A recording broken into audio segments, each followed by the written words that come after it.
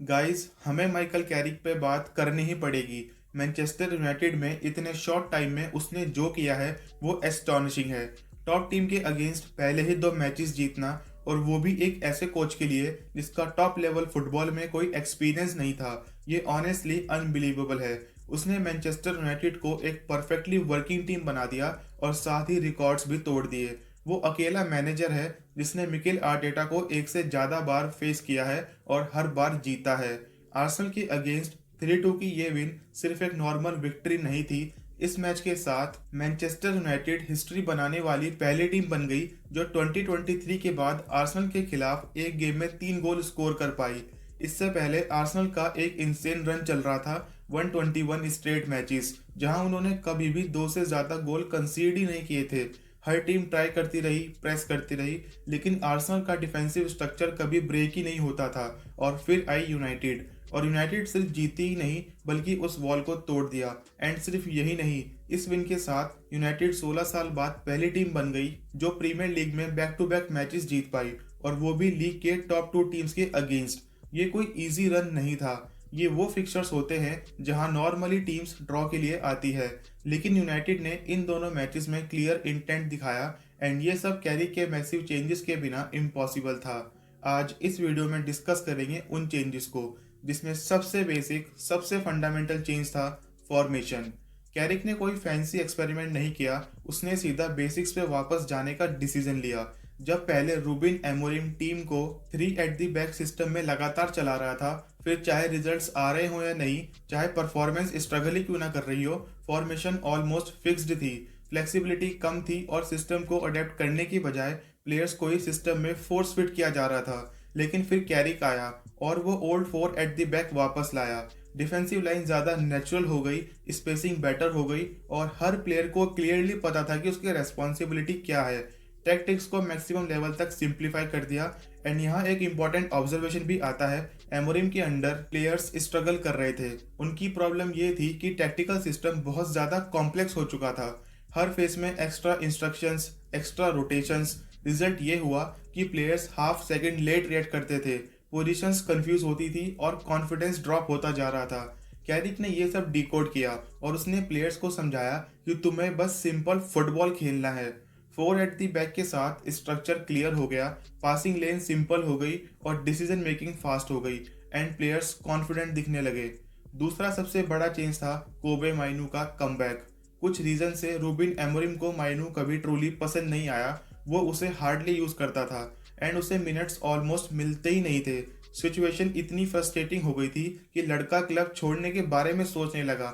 And दिसंबर में तो उसके भाई ने ओल्ड ट्रैफर्ड में प्रोटेस्ट तक कर दिया था। देखो यार, एमोरिम का लॉजिक सिंपल था। उसका कहना था कि माइनू को इसलिए चांसेस नहीं मिल रहे क्योंकि ब्रूनो फर्नांडिस सेम पोजीशन में खेलता है। मतलब या तो ब्रूनो खेलेगा या फिर माइनू, दोनों एक साथ पॉसिबल नहीं है। कैरिक आया और उसने ये मिथ तोड़ दिया। उसने दिखाया कि ब्रूनो और माइनू एक साथ पिच पे हो सकते हैं, और सिर्फ हो नहीं सकते बल्कि टीम के लिए ब्रिलियंट रिजल्ट्स भी दे सकते हैं। मैनचेस्टर सिटी और आर्सेनल जैसे हाई इंटेंसिटी गेम्स में कोबे माइनू ने पूरी टीम में सबसे ज़्यादा डिस्टेंस कवर किया। जो वर्क रेट एमोरिम के सिस्टम में मिसिंग लगता था, वो कैरिक के अंडर क्लियरली दिखा। अगला चेंज, और शायद सबसे क्रिएटिव चेंज, पैट्रिक डोरगू का रोल। फॉर्मर यूनाइटेड मिडफील्डर होने का फायदा यहाँ क्लियरली दिखता है। कैरिक ने डोरगू को एक प्रॉपर विंगर बना दिया, और ऑनेस्टली ये एक स्ट्रोक ऑफ जीनियस लगता है। देखो, मुझे नहीं पता कि तुम्हें याद है या नहीं, पर एमोरिम विंगर्स यूज ही नहीं करता था। उसने ट्रांसफर विंडो में ऑलमोस्ट सारे विंगर्स को निकाल दिया। रैशफोर्ड, एंटनी, गर्नाचो, सांचो, और फिर लेफ्ट साइड पे ऑप्शंस लिमिटेड हो गए थे। कैरिक ने किसी को फोर्स फिट नहीं किया। उसने डोरगू को लेफ्ट विंग बैक से डायरेक्ट लेफ्ट विंगर बना दिया। एंड इसका रिजल्ट ये हुआ कि एमोरिम के अंडर डोरगू ने 40 अपीयरेंसेस में सिर्फ एक गोल स्कोर किया था, लेकिन कैरिक के अंडर सिर्फ 2 गेम्स खेले और 2 गोल्स स्कोर किए, और वो भी सिटी और आर्सेनल जैसे मैसिव मैचेस में, जो इस अचीवमेंट को और भी स्पेशल बना देता है। डोरगू के पास विंगर बनने के लिए सब कुछ है, स्पीड, स्ट्रेंथ और क्लीन बॉल स्ट्राइकिंग। इसलिए कैरिक को क्रेडिट देना पड़ेगा कि उसने ये पोटेंशियल आइडेंटिफाई किया और सही पोजीशन में अनलीश किया। फिर आता है एक और बिग टेक्टिकल चेंज, ब्रायन एम्ब्यूमो को नंबर 9 बनाना। एमोरिम के अंडर एम्बिमो ने अराउंड 10 मैचेस खेले और ऑनेस्टली वो वहां भी डिसेंट था। उसने गोल्स स्कोर किए, एक बार Premier League player of the month भी बना। लेकिन कैरिक ने सोचा इसको और आगे पुश क्यों ना करा जाए। कैरिक के सिस्टम में एम्बिमो एक स्टैटिक स्ट्राइकर नहीं है। उसे बॉक्स में खड़ा रहने को नहीं बोला जाता। वो कॉन्स्टेंटली मूव करता है, कभी चैनल्स में तो कभी डीप ड्रॉप करता है। इसका सबसे बड़ा फायदा ये होता है कि सेंटर बैक्स कंफ्यूज हो जाते हैं। डिफेंडर्स को सबसे ज़्यादा कंफर्ट तब होता है जब स्ट्राइकर बॉक्स में फिक्स हो, मार्किंग इजी हो जाती है। लेकिन जब स्ट्राइकर अनप्रिडिक्टेबल हो तो वो उनके लिए नाइटमेयर बन जाता है। कैरिक के अंडर एम्बिमो के गोल स्कोरिंग लेवल्स और ज़्यादा इंप्रूव हो गए। एंड इसी के साथ अगला मेजर चेंज है हायर एग्रेसिव और रेंटलेस प्रेसिंग। मैनचेस्टर डार्बी में यूनाइटेड अटैकर्स ने सिटी को एक सेकंड का टाइम भी नहीं दिया। बिल्डअप कॉन्स्टेंटली डिसरप्ट हुआ। पेप गार्डियोला की टीम चांसेस बनाने में स्ट्रगल करती रही। अगर तुम स्टैट्स देखोगे तो सिटी का सिर्फ एक शॉट ऑन टारगेट था एंड कोई बिग चांस नहीं, और सिर्फ 0.45 का एक्जी था। एंड ये को इंसिडेंस नहीं था, ये कैरिक के प्रेसिंग स्ट्रक्चर का रिजल्ट था। आर्सेनल के अगेंस्ट भी यही स्टोरी रिपीट हुई। एग्रेसिव प्रेस के चलते जुबिमेंडी से एरर फोर्स हुआ और वहीं से एम्बिमो का इक्विलाइजर भी आया। जब प्रेसिंग कम करते हैं तो ओपोनेंट ओपन प्ले में चांसेस बनाना मुश्किल हो जाता है।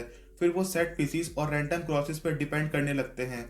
आर्सेनल के पास 56% पोजीशन था, 15 शॉट्स थे, लेकिन सिर्फ एक बिग चांस बना एंड गोल, एक ओन गोल आया और एक स्क्रैपी कॉर्नर से। ये कोई एक्सीडेंट नहीं था, ये कैरिक के चेंजेस का डायरेक्ट रिजल्ट था। कैरिक ने सिर्फ सिस्टम चेंज नहीं किया, उसने बेस्ट प्लेयर्स को बेस्ट प्लेटफॉर्म भी दिया। अमाद और ब्रूनो फर्नांडिस यूनाइटेड के सबसे डेंजरस प्लेयर्स हैं। लॉजिक सिंपल होना चाहिए, उन्हें वहां खेलना चाहिए जहां वो ओपोनेंट्स को सबसे ज्यादा हर्ट कर सके। एंड एमोरिम के अंडर अमाद विंग बैक बन गया था और ब्रूनो डीप मिडफील्डर, मतलब दोनों बॉक्स से दूर, फाइनल थर्ड से दूर। क्वालिटी के चलते आउटपुट आ जाता था, लेकिन आइडल सिचुएशन नहीं थी। कैरिक ने ये फिक्स किया। अमाद वापस प्रॉपर विंगर बना, ब्रूनो वापस नंबर 10 रोल में आया एंड इसके चलते डिफेंसिव लोड कम हो गया, अटैकिंग फ्रीडम ज्यादा मिली और रिजल्ट्स तुरंत दिखने लगे। और सिर्फ पहले 2 मैचेस में ही ब्रूनो ने 2 असिस्ट दिए और 8 चांसेस बनाए, वो भी सिटी और आर्सेनल जैसी टॉप टीम्स के खिलाफ। फाइनल थर्ड में उसने पूरा गेम ही हिला दिया। एक और स्मार्ट डिसीजन ये था कि कैरिक ने टीम फोर्स नहीं की। सेस्को और कूनिया जैसे बड़े साइनिंग्स को बेंच से स्टार्ट करवाया, ईगो साइड में रखा गया। आर्सेनल के मैच में दोनों बेंच से आए और विनिंग गोल में इंपॉर्टेंट रोल प्ले किया। सिंपल फुटबॉल, क्लियर रोल और इसी से बेस्ट रिजल्ट्स भी मिले। और अब बात करते हैं सबसे लास्ट और शायद सबसे इम्पोर्टेंट चेंज की, जो है मेंटेलिटी। और ये बिलीव सिर्फ बातों में नहीं है, ये पिच पे भी दिख रहा है। कैरिक के अंडर यूनाइटेड ने सिर्फ सिटी और आर्सेनल जैसी टीम्स को ही नहीं हराया, बल्कि स्पर्स की अगेंस्ट भी वही कॉन्फिडेंस दिखा।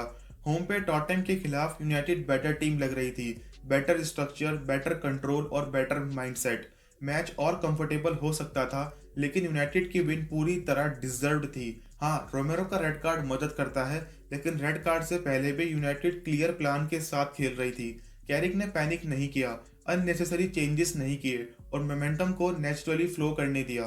4 wins from 4, City, Arsenal, Fulham और स्पर्स। ये कोई को इंसिडेंस नहीं है, ये एक क्लियर पैटर्न है। यूनाइटेड अब गेम्स में ये सोच के नहीं जा रही कि क्या हम सरवाइव कर पाएंगे, बल्कि ये बिलीव के साथ जा रही है कि हम जीतेंगे। और स्पर्स वाले मैच ने इस माइंडसेट को फुल्ली कंफर्म कर दिया।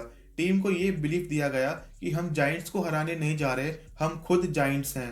कैरिक ने सर एलेक्स फर्गसन के अंडर अपना बेस्ट फुटबॉल खेला था यूनाइटेड के मोस्ट सक्सेसफुल एरा में। तो यूनाइटेड को ये बिलीव कहाँ से आया, आई थिंक वो मुझे समझाने की ज़रूरत ही नहीं है। एंड अब बस सवाल ये है कि क्या मैनचेस्टर यूनाइटेड की ये फॉर्म सस्टेन हो पाएगी। इस पर तुम्हारे क्या थॉट्स हैं? Do let me know in the comments. And that's it for today's video. अब मिलते हैं नेक्स्ट वीडियो में।